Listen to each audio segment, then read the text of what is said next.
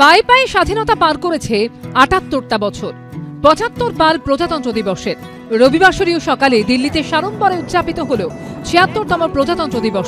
উড়ল স্বর্ণালী ভারতের তিরঙ্গা। কর্তব্য পথে দেখা গেল ব্রহ্মোস পিনাক থেকে প্রলয়।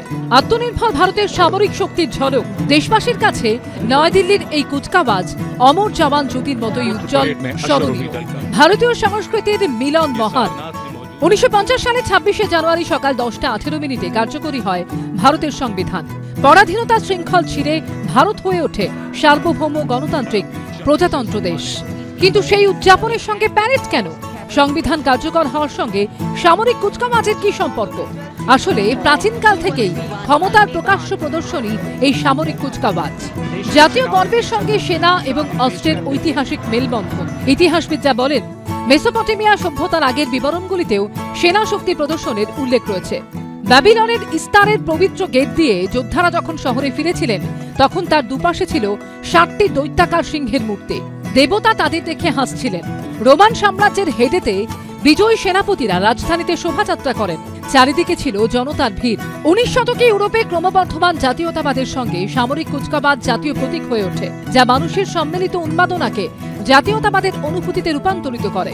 রাজকীয় কুচকাওয়াজ এবং মিছিল ছিল ব্রিটিশ আমলেও। শুধু ভারতীয়দের কাছে নয়, লক্ষ্য ছিল বাকি বিশ্বের সঙ্গে, বিশেষ করে প্রতিদ্বন্দ্বী ইউরোপীয় ঔপনিবেশিক শক্তির কাছে নিজেদের শক্তি তুলে ধরা। ভারত স্বাধীনতা লাভ করার পরেও অব্যাহত ছিল বহু ইংরেজি ঐতিহ্যের ধারা। কুচকাওয়াজটি তারই একটি। ১৯৫০ সালে ভারতের প্রথম প্রজাতন্ত্র দিবসের অংশ ছিল সামরিক কুচকাওয়াজ।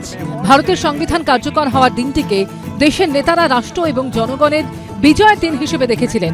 ইতিহাসবিদ রামচন্দ্র গুহ তার আফটার গান্ধীতে লিখেছেন, ১৯৫০ সালের প্রজাতন্ত্র দিবসের কুচকাওয়াজ হয় আরউইন অ্যাম্ফি থিয়েটারে, বর্তমানে যেটি মেজর ধ্যানচাঁদ জাতীয় স্টেডিয়াম নামে পরিচিত। শপথ গ্রহণ করেন ভারতের প্রথম রাষ্ট্রপতি রাজেন্দ্র প্রসাদ। কুচকাওয়াজে অংশ নেন ৩,০০০-এর বেশি মানুষ। দেয়া হয় ২১টি বন্দুকের গান স্যালুট। মাথার ওপর চক্কর কাটে ভারতীয় যুদ্ধ বিমান।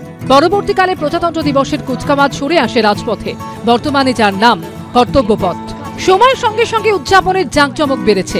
সেই সঙ্গে প্রাক্তন ভাইসরয়ের বাড়ি থেকে ব্রিটিশ ভারতীয় সৈন্যদের স্মৃতিসৌধ, যাকে আমরা ইন্ডিয়া গেট নামে চিনি, সময়ের সঙ্গে সঙ্গে এই ঔপনিবেশিক সৃষ্টিগুলির ভারতীয়করণ হয়েছে।